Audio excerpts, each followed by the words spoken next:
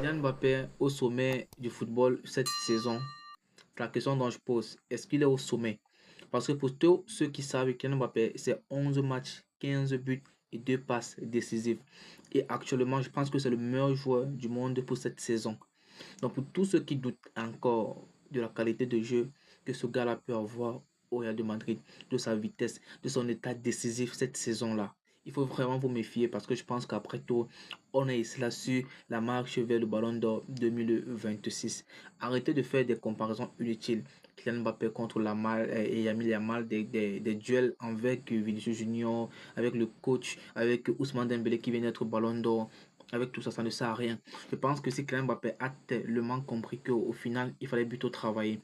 Je pense qu'aujourd'hui, ça fait sa deuxième saison au Real de Madrid. Il est en train de démarrer avec de la meilleure des façons. Et tous ceux qui savent, sa première saison qui a été un peu compliquée, on l'avait critiqué que Kylian est ci, Kylian est ça et tout. Le mec est sorti sous les deux européens. On fait attention après.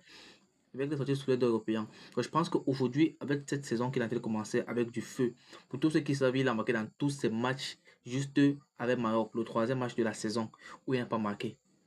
Tout le reste, il était décisif. But, passe décisif, doublé, triplé. Vous savez, mais beaucoup aujourd'hui sont en train de critiquer Kylian et il n'est pas plus fort que Ousmane parce que Ousmane est Ballon d'Or. Mais je veux vous dire que c'est pas la même chose, c'est pas le même état d'esprit. On arrive ici là avec deux joueurs de profils différents. Et pour ceux qui savent déjà, c'est que Ousmane n'avait jamais été compté dans les joueurs pour le Ballon d'Or. Jamais.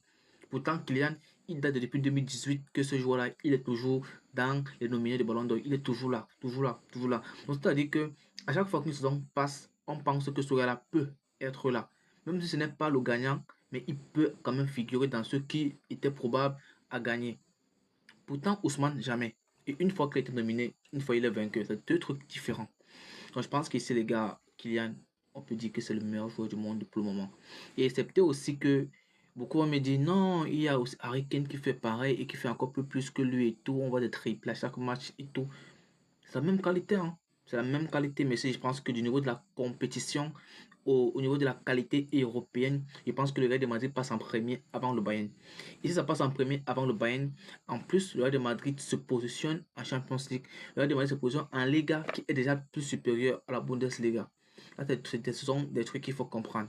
Et ça veut dire que si un joueur qui brille tellement bien en Liga peut être peut-être au-dessus d'un joueur qui brille aussi tellement bien en Bundesliga, il faut toujours rappeler ça. Donc cette saison-ci, Kylian est à son prime. Pour ceux qui doutent encore, regardez juste, donner de la force, arrêtez de faire des comparaisons bêtes. Lamine est très jeune, il fait sa carrière, c'est très bien. Le Barça essaie d'exceller, c'est très bien. Il y a des matchs compliqués, c'est très bien. Il y a de la critique, c'est très bien. Il y a des surprises comme avec Atlético de Madrid où ils se sont fait humilier 5 buts à 2, c'est très bien. Mais après, aller sur la saison de quelqu'un qui est en train de démarrer de manière exceptionnelle. Je pense qu'aujourd'hui, avec le style de jeu et aussi n'oublions pas le duo Kylian et Arda Güler, les gars, c'est très tranchant. Donc pour ceux qui savent, les gars, donner de la force à Kylian.